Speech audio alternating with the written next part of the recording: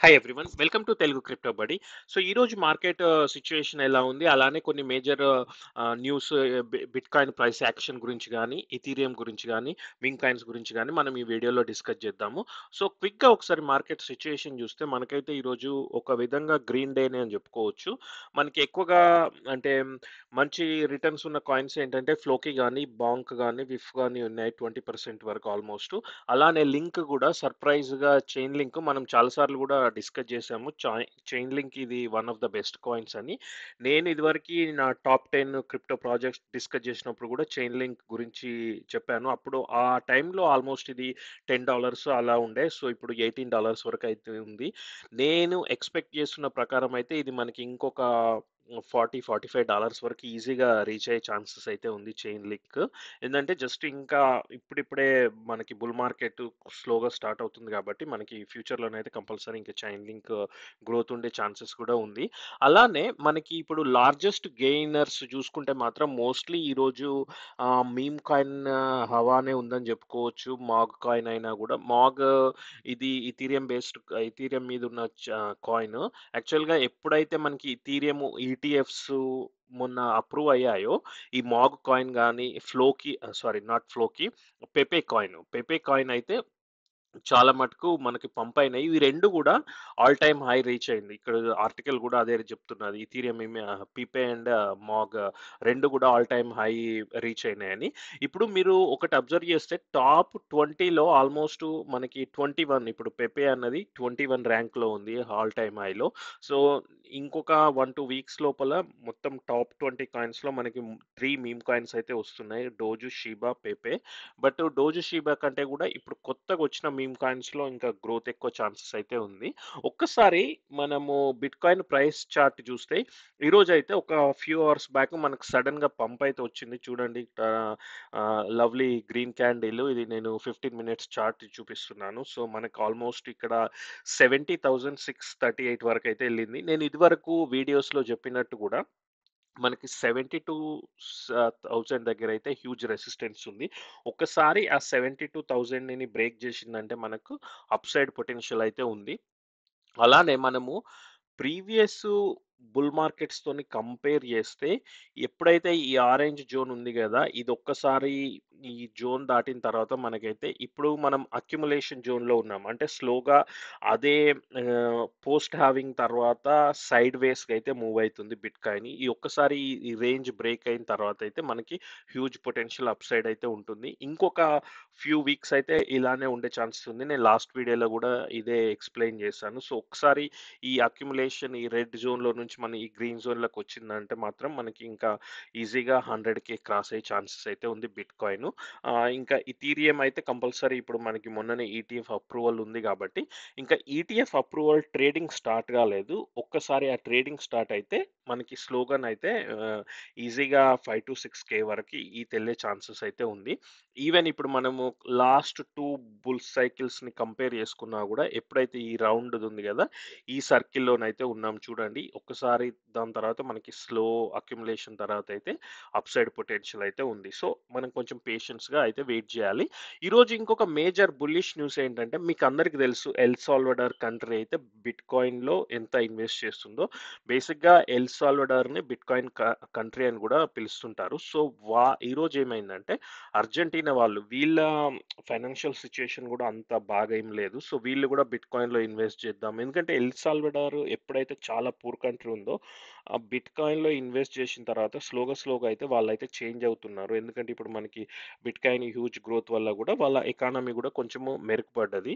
So దానివల్ల Argentina వాళ్ళు కూడా అర్జెంటీనా నేషనల్ సెక్యూరిటీస్ రెగ్యులేటర్ ఉంటారు కదా! ఇప్పుడు ఆల్మోస్ట్ మన సిమిలర్ టు మన సెబీ అలా, లేకపోతే రిజర్వ్ బ్యాంక్ అలాంటి ఎక్స్చేంజెస్ వాళ్ళు ఎల్ సాల్వడార్కి వెళ్ళి వాళ్ళ నేషనల్ డిజిటల్ అసెట్స్ కమిషన్స్తోనైతే మీటింగ్ జరిగింది. అంటే ఎలా వర్క్ అవుతుంది, ఎలా బై చేస్తున్నారు. సో మోస్ట్లీ అవన్నీ డిస్కషన్ చేశారు.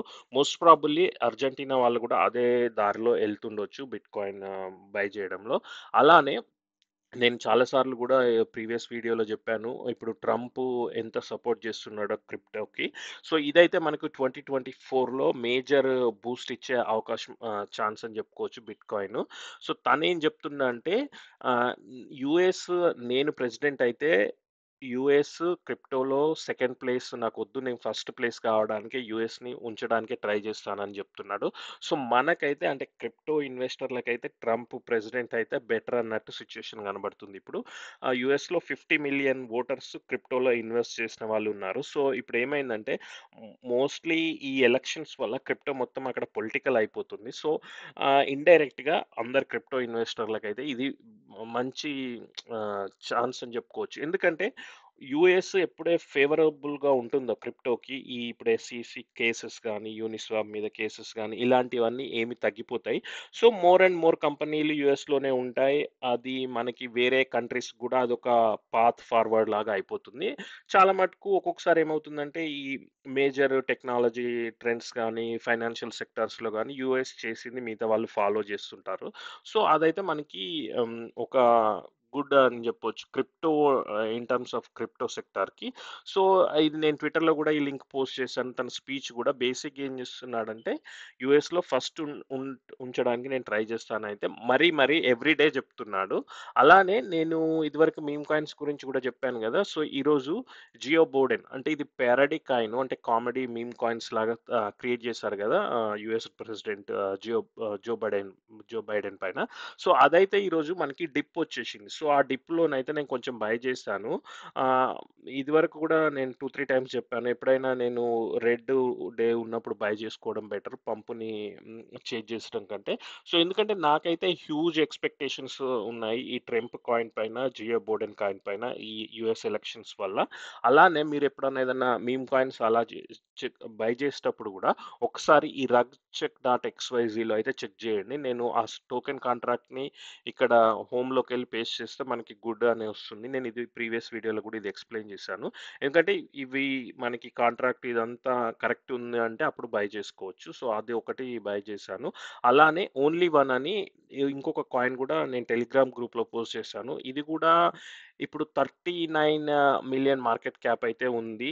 సో, ఈజీగా ఇదొక 200 మిలియన్ మార్కెట్ క్యాప్ కూడా రీచ్ అయ్యే ఛాన్సెస్ అయితే ఉంది. ఈవెన్ మనకి 200 అన్నా గూడా ఆల్‌మోస్ట్ ఒక 5-5x అనుకోవచ్చు. ఇప్పుడున్న కరెంట్ ప్రైస్ నుంచి. సో, ఇది గూడా ఒకసారి చెక్ జేయండి. ఓన్లీ వన్ టిక్కర్ నేమ్ వచ్చేసి లైక్.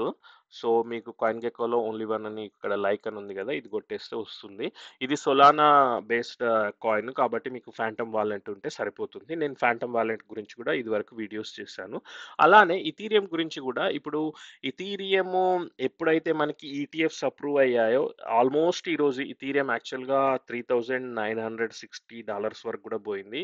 ఆహ్, యాక్చువల్ కొంచెం సేపు ఉంటే 4000 క్రాస్ చేసేది. బట్ మళ్ళీ బిట్‌కాయిన్ కొంచెం డ్రాప్ అవ్వడం స్టార్ట్ అయింది కాబట్టి ఇథీరియం కూడా కొంచెం డ్రాప్ అయింది.